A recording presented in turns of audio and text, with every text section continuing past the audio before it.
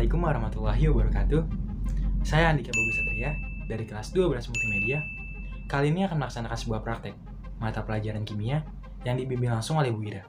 Apa itu prakteknya? Prakteknya adalah mempresentasikan materi yang berisi tentang identifikasi asam basa dan pengukuran pH, dan juga akan membahas soal-soal. Untuk membersihkan waktu, kita langsung saja ke videonya. Oke, sekarang kita sudah ada di PowerPoint-nya. Seperti yang tadi saya jelaskan, bahwa kita akan membahas identifikasi asam basa dan pengukuran pH, serta akan membahas soal-soal. Langsung saja kita mulai ya.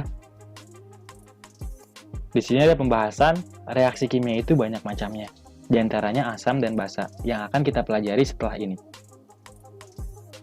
Tujuan praktikum kali ini adalah, yang pertama, melakukan identifikasi berbagai sampel larutan asam basa menggunakan beberapa indikator asam basa. Yang kedua, mengukur pH larutan menggunakan kertas pH meter. Yang ketiga, menghitung pH larutan asam basa.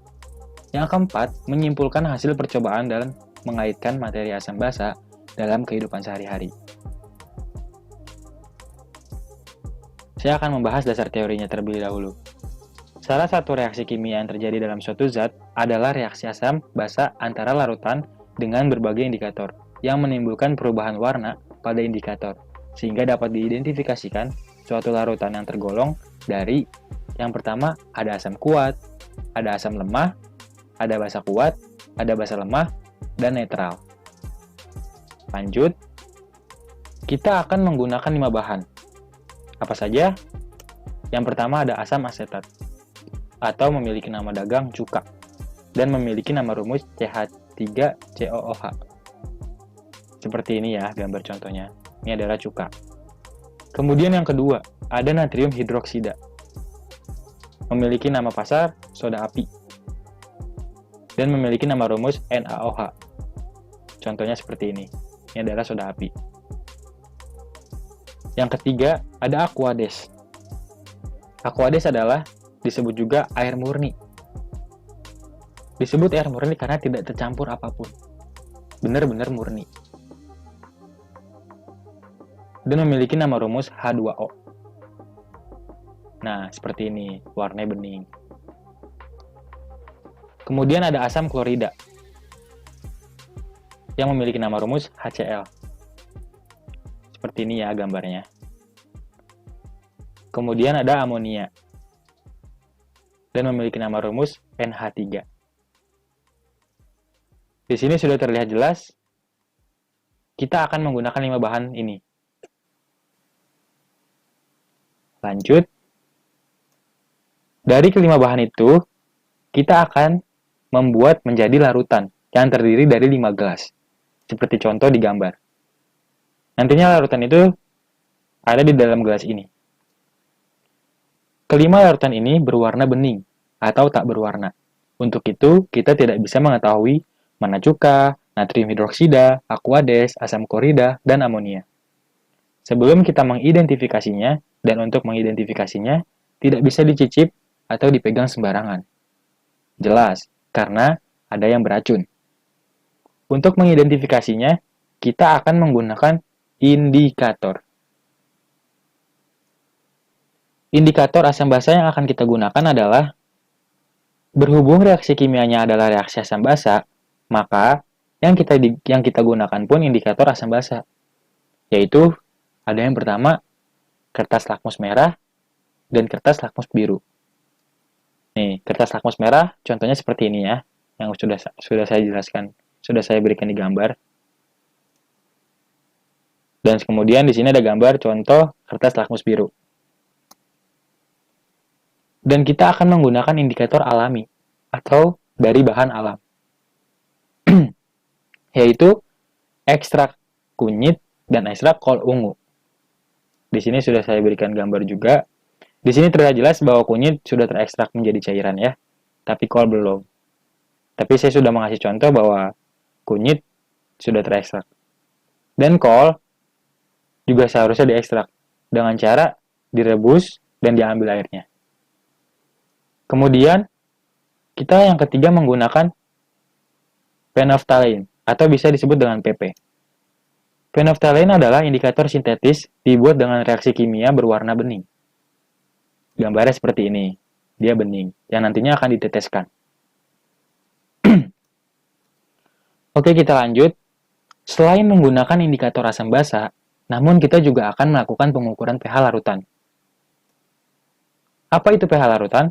pH adalah derajat keasaman. Jadi dalam asam dan basa ada tingkatannya. Ada asam kuat, ada asam lemah, dan basa kuat, ada basa lemah.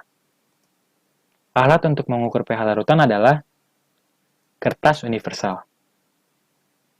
Atau biasa disebut dengan kertas indikator universal. Seperti gambar di contoh ya. Ini adalah kertas indikator universal. Dan ini sampelnya. Untuk menggunakannya adalah hanya mencelupkan saja ke dalam larutannya, dia akan berubah warnanya sesuai pH larutan dan bisa diidentifikasi dengan membandingkan warna yang ada di dalam kotak. Jadi, ini adalah gambar sebelum dicelupkan. Nantinya kita akan celupkan dan kita bisa membandingkan warna yang ada di dalam kotak tersebut. Tingkatan yang digunakan dan dinyatakan dalam pH ada dari 0 sampai 14.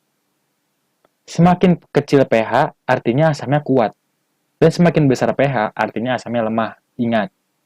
Contoh, yang pertama ada pH 0, sama dengan asam kuat, karena dia semakin rendah. Kemudian ada pH 5, sama dengan asam lemah. Kemudian yang ketiga ada pH 7. pH 7 tidak disebut asam kuat, tidak disebut asam lemah, tetapi netral. Kemudian, kalau yang tadinya sebelumnya adalah pH 0 sampai pH 7, sekarang pH 8 sampai 14. pH 8 sampai 14 disebut pH basa. Semakin besar pH-nya, basanya akan semakin kuat. Semakin kecil pH, maka basanya lemah. Kebalikan dari asam.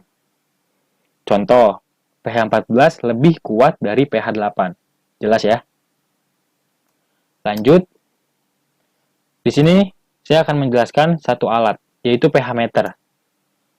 pH meter adalah alat pengukur pH, biasanya digunakan untuk mengukur pH air, pH tanah, bisa untuk air minum, air kolam, air limbah, tanah, dan sebagainya.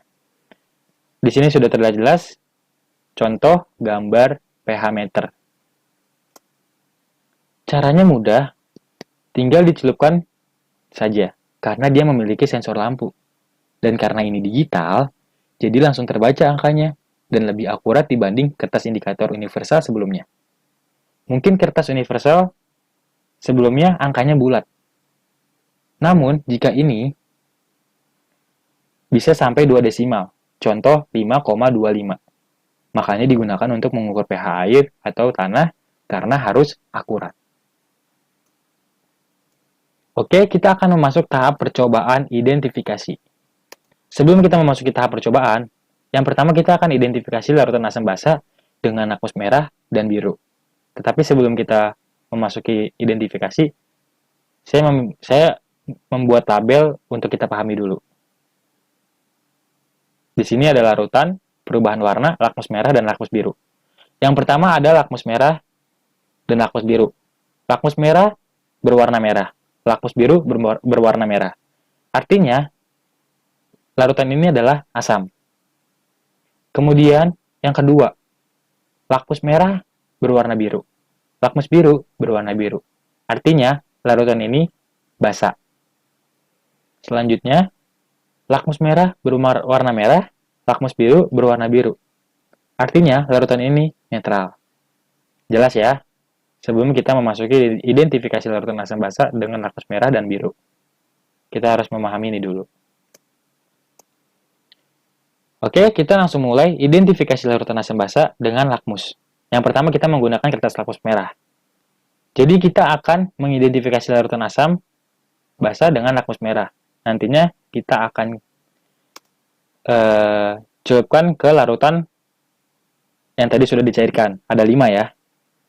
Sekarang kita celupkan ke larutan yang pertama. Di sini terlihat jelas bahwa kertas lakmus merah sebelum dicelupkan berwarna merah seperti ini. Kemudian kita celupkan ke larutan yang pertama. Hasilnya terlihat jelas bahwa setelah dicelupkan tetap merah. Artinya kita akan catat di tabel keseluruhan larutan biar mudah. Tetap berwarna merah larutan pertama dan lakmus merah. Kemudian identifikasi larutan asam basa dengan lakmus merah yang kedua, larutan yang kedua. Di sini terlihat jelas sebelum dicelupkan. Setelah dicelupkan ke larutan kedua, kita lihat. Wah, jelas. Setelah dicelupkan ke larutan yang kedua, ia berubah menjadi warna biru. Kita balik lagi ke tabel keseluruhan larutan. Kita catat di larutan yang kedua lakmus merah berwarna biru. Kemudian di sini ada identifikasi larutan asam basa dengan lakmus merah yang ketiga. Sini gambar sebelum dicelupkan. Di sini sesudah dicelupkan yang ketiga, kita lihat terlihat jelas ya. Setelah dicelupkan, ia berwarna tetap merah. Kita balik lagi ke tabel keseluruhan. Larutan yang ketiga, lakmus merah dinyatakan tetap merah. Kemudian larutan yang keempat. Setelah dicelupkan ke larutan yang keempat, kita lihat, wah, hasilnya sama ya, seperti yang tadi yang kedua. Ia berubah menjadi warna biru setelah dicelupkan. Maka, larutan yang keempat, lakmus merah, berwarna biru. Lanjut, sekarang larutan yang kelima yang terakhir. Setelah dicelupkan ke larutan yang kelima, kita lihat hasilnya, terlihat jelas bahwa setelah dicelupkan tetap warna merah. Maka, kita tulis di tabel keseluruhan, larutan 5 lakmus merah tetap berwarna merah. Oke, kita akan lanjut identifikasi larutan asam basa dengan lakmus biru. Kalau sebelumnya dengan lakmus merah, sekarang dengan lakmus biru. Larutan yang pertama. Nih, di sini juga terlihat jelas ya, sudah saya berikan gambar bahwa larutan warna biru, kertas lakmus birunya, sebelum dicelupkan itu, warna biru seperti ini. Setelah dicelupkan ke larutan yang pertama, kita lihat hasilnya. Wah, di sini terlihat jelas, benar-benar jelas ya, bahwa setelah dicelupkan, berubah berwarna merah. Oke, baik. Berarti kita tulis, di lakmus warna biru larutan pertama, berubah menjadi warna merah. Kemudian larutan yang kedua. Setelah dicelupkan ke larutan yang kedua, kertas lakmus biru, kita lihat, terlihat jelas bahwa kertas lakmus biru tetap terlihat biru. Maka, larutan yang kedua lakmus biru tetap berwarna biru. Kemudian, larutan yang ketiga. Setelah dicelupkan larutan yang ketiga, di sini terlihat jelas, benar-benar jelas, bahwa larutan yang ketiga mengalami perubahan setelah dicelupkan, yaitu berubah menjadi merah. Sekarang kita tulis larutan yang ketiga lakmus biru berubah menjadi warna merah. Sekarang larutan yang keempat. Setelah dicelupkan gelas larutan yang keempat, kita lihat terlihat jelas bahwa setelah dicelupkan ke larutan yang keempat tetap berwarna biru. Maka kita tulis di lakmus biru larutan yang keempat berwarna biru. Sekarang kita lihat larutan asam basa yang kelima. Sebelum dicelupkan, kita lihat setelah dicelupkan larutan 5, terlihat jelas bahwa setelah dicelupkan tetap berwarna biru. Oke, lakmus merah dan lakmus biru sudah selesai. Kita identifikasi. Selanjutnya, identifikasi larutan asam basa dengan indikator alam, yaitu ekstrak kunyit. Larutan yang pertama, nih di sini sudah terlihat jelas di gambar bahwa ekstrak kunyit sudah ditempatkan di masing-masing tempat. Ada 5 tempat ya, yang nantinya juga kita akan identifikasi 5-5-nya.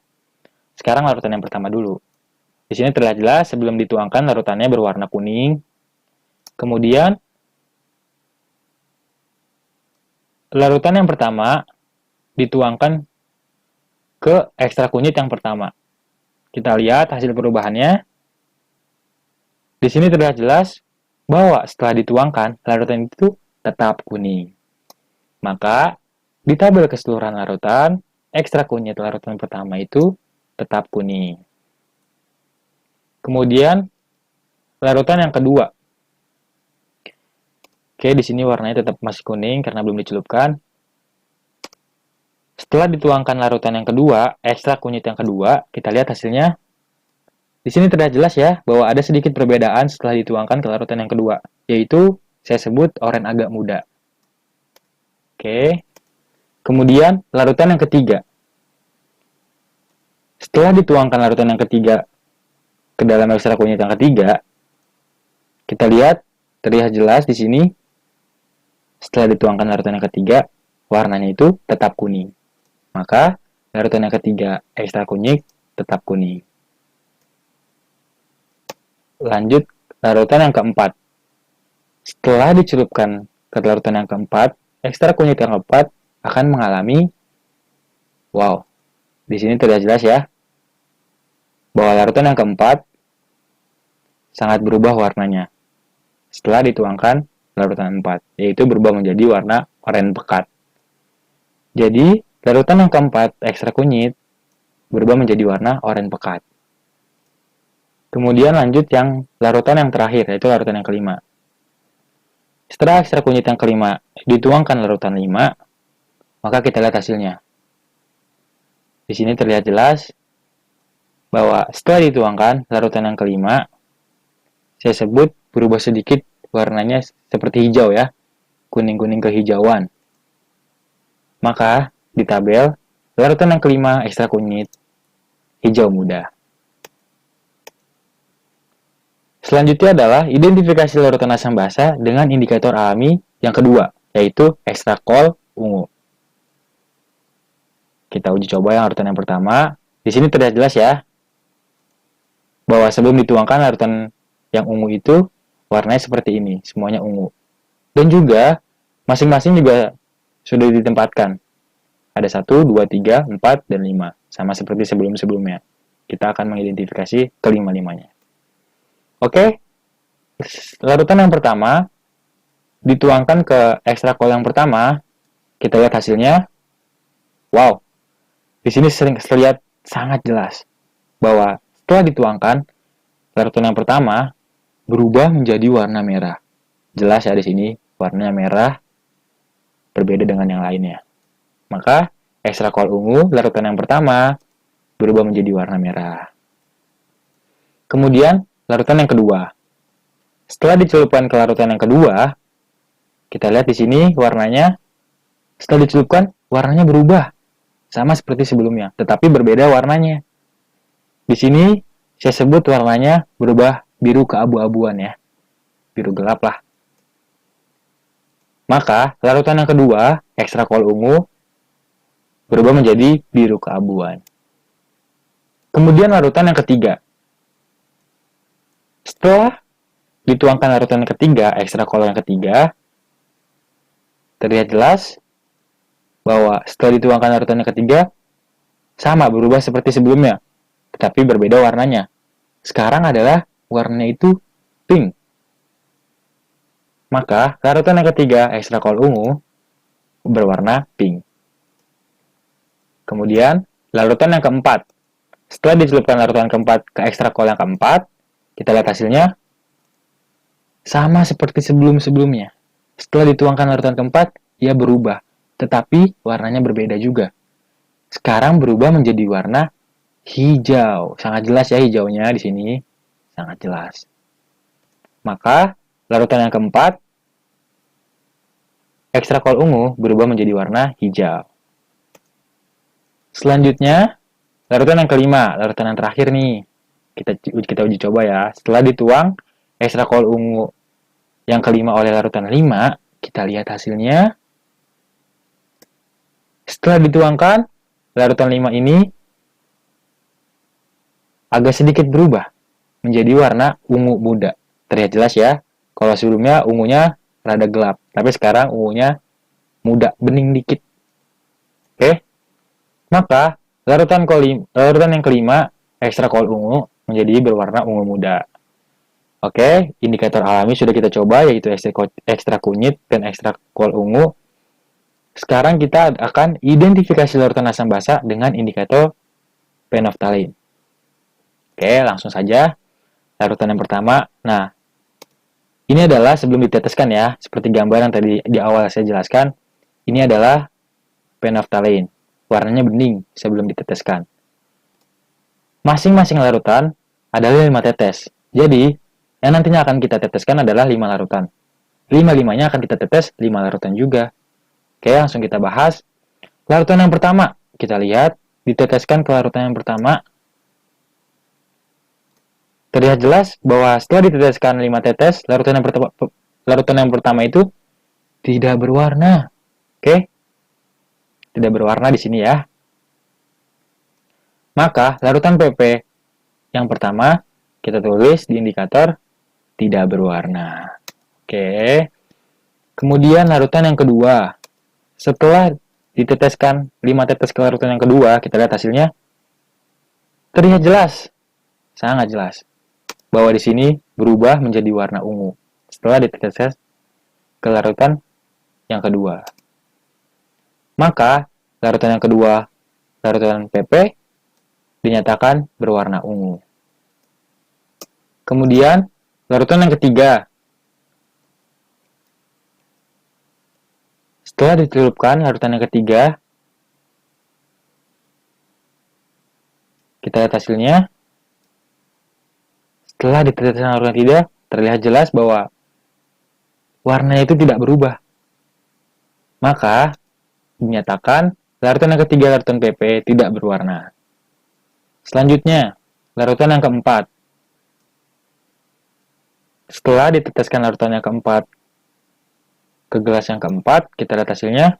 Wow, terlihat jelas ya. Setelah diteteskan larutan yang keempat, dia berubah menjadi berwarna pink keunguan. Di situ ada pink, sebelahnya ada ungu-ungu sedikit lah. Maka saya sebut berwarna pink keunguan. Maka larutan yang keempat, larutan PP, dinyatakan pink keunguan. Sekarang, larutan yang kelima.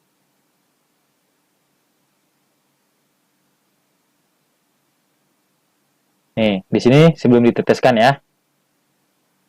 Sebelum diteteskan, larutan kelima berwarna bening. Setelah diteteskan, kita lihat di sini tidak berubah. Sama sekali tidak berubah. Tetap bening. Maka, larutan yang kelima tidak berwarna, larutan BP-nya. Oke, sekarang selanjutnya kita masuk ke pengukuran pH menggunakan indikator universal. Sebelumnya, kita udah coba sekarang pengukuran pH. Nah, di sini sampel ya, warna netral sebelum dicelupkan. Nih, di sini ada warna kuning, hijau muda, hijau, biru. Oke. Setelah dicelupkan ke larutan yang pertama, kita lihat apakah perubahannya. Nah, perubahannya adalah di sini berubah menjadi warna oranye, oranye rada gelap, hijau, kuning. Kita cocokkan nih sama ada yang di kotak indikator universal ini. Dan saya menyatakan bahwa ini sama seperti yang pertama. Maka larutan yang pertama itu 1. Sama ya, sama sebelumnya sama yang tadi. Oke, selanjutnya.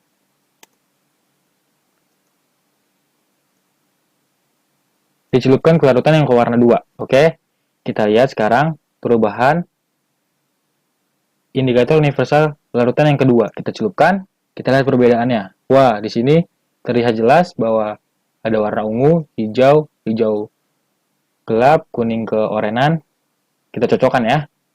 Saya memutuskan ini sama dengan nomor 9. Larutan yang kedua dinyatakan sama dengan nomor 9. Selanjutnya, larutan yang ketiga. Dicelupkan kertas indikator universalnya, kita lihat hasil perubahannya, dan kita cocokkan. Oke, ada 1, 2, 3, 4, 5, 6, 7. Kita cocokkan warna yang pas yang mana.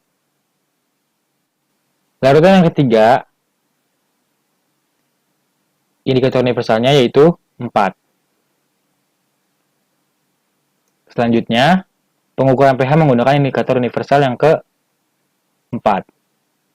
Setelah dicelupkan larutan keempat, kita lihat perubahan warnanya. Kita cocokkan lagi. Warnanya kita cocokkannya di sini. Baik, perubahannya sudah saya putuskan bahwa larutan yang keempat sama dengan angka 10. Oke. Selanjutnya yang terakhir, yang kelima. Setelah dicelupkan ke larutan yang kelima, kita lihat perbedaannya dan kita cocokkan. Di sini terlihat jelas bahwa berwarna biru kegelapan, hijau, hijau pekat, hijau tenang, kuning tenang. Maka perubahan warna indikator universal yang kelima, saya nyatakan larutan yang kelima itu 7, sama dengan warna 7 yang ada pada kotak tersebut. Selanjutnya, kita sudah mengidentifikasi lakmus merah, lakmus biru, ekstra kunyit, ekstra kol ungu, larutan PP, hingga pengukuran pH.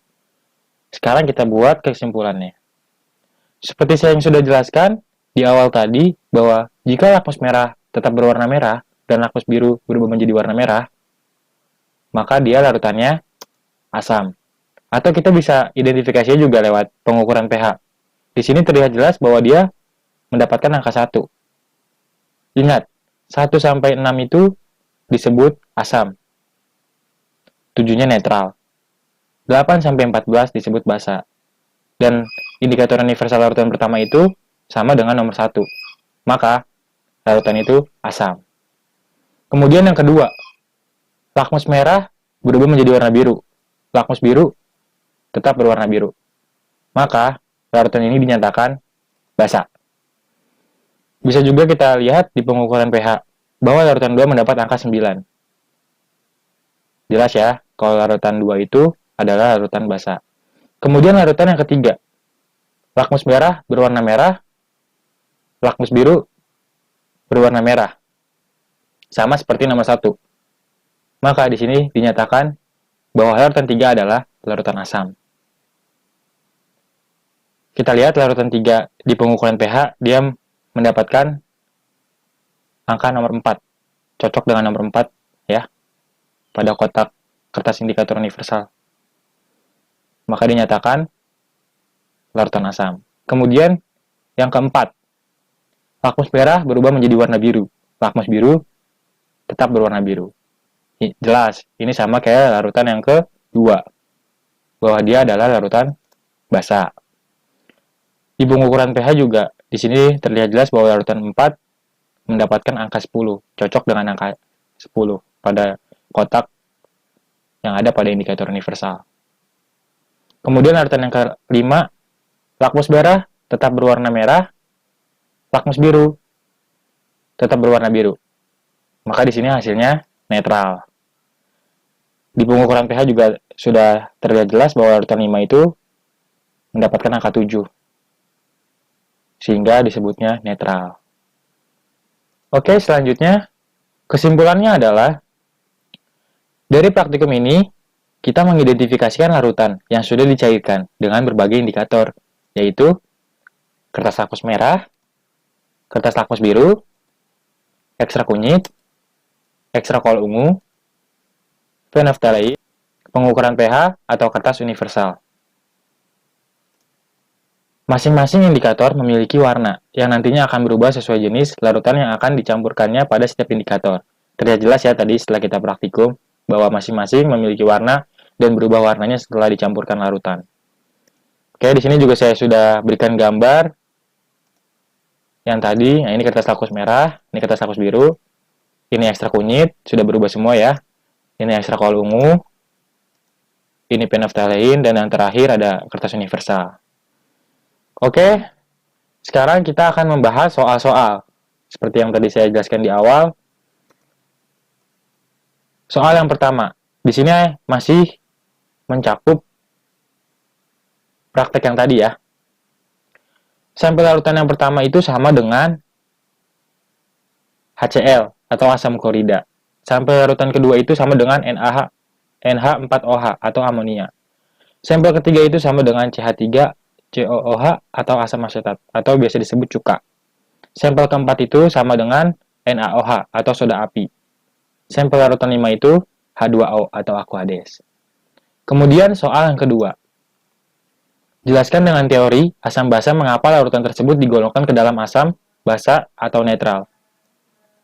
Oke, kita jelaskan. Yang pertama, asam asetat atau cuka. Memiliki rumus CH3COOH, sama dengan asam. Kenapa? Karena asam asetat merupakan salah satu asam karboksilat paling sederhana setelah asam format, yang hanya terdisosiasi sebagian menjadi ion H+ dan CH3COO-, dan memiliki sifat terasam-asam atau asam, sehingga terlihat jelas bahwa asam asetat ini asam. Dan memiliki nilai pH kurang dari 7. Artinya larutan asam asetat dalam air ini merupakan sebuah asam. Kemudian yang kedua ada natrium hidroksida atau soda api. Memiliki rumus NaOH sama dengan basa. Karena NaOH merupakan senyawa hasil reaksi Na++ OH- menghasilkan ion OH- dan memiliki sifat terasa pahit. Memiliki juga pH lebih dari 7, maka NaOH-nya adalah basa. Dan yang ketiga, asam klorida memiliki rumus HCl sama dengan asam. Asam klorida adalah larutan akuatik dari gas hidrogen klorida atau disebut HCl yang memiliki sifat asam dan memiliki pH kurang dari 7. Ia adalah asam kuat dan merupakan komponen utama dalam asam lambung. Kemudian yang keempat, amonia memiliki rumus NH4OH sama dengan basa. Karena amonia menerima sebuah proton atau ion hidrogen, hidrogen menjadi tertarik ke pasangan mandiri di nitrogen yang terdapat pada amonia melalui sebuah ikatan, koordinasi, dan memiliki pH kurang dari 7, sehingga disebut basa. Kemudian yang kelima, ada Aquades. Aquades memiliki rumus H2O, sama dengan netral. Karena Aquades mengalami basa seperti contoh reaksi kimia dan merupakan larutan yang dihasilkan melalui proses penyulingan, maka Aquades disebut netral. Kemudian soal yang ketiga, mengapa kertas lakmus merah dan biru dapat berubah warnanya pada larutan asam basa? Terbuat dari apakah kertas lakmus merah dan biru? Baik, kertas lakmus adalah kertas dari bahan kimia yang dapat berubah warna jika ditetesi atau dicelupkan ke dalam larutan asam atau basa. Warna yang dihasilkan dipengaruhi oleh kadar keasaman bahan yang ada dalam larutan.